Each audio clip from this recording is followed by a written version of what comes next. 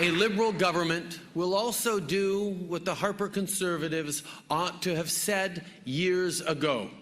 We will not buy the F-35 fighter jet.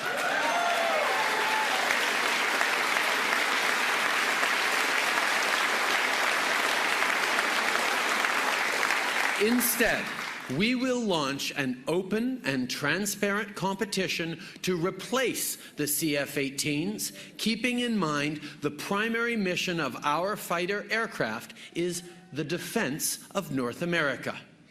This process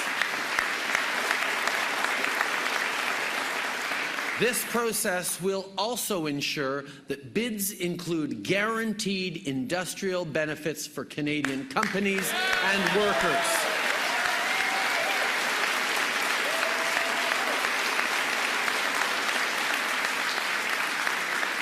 Because the Conservatives' sole-sourced plan for the F-35 did not. See, by choosing to replace the existing CF-18s with a more affordable aircraft than the F-35, we will be able to guarantee the delivery of current procurements for the Navy. We will keep those promises for the Halifax shipyards. To the armed forces, but you haven't announced an overall price tag for the changes that you're talking about. What is that price tag? We know that choosing to cancel the F-35 procurement by the Conservative government and choosing instead to replace with a competitive bids from the many alternatives out there, we will be saving tens of billions of dollars in the coming decades.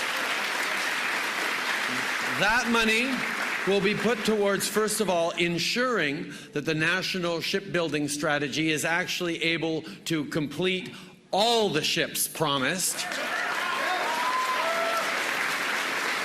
and continue to invest in the kinds of resources and training and equipment that the men and women in our armed forces so justly deserve.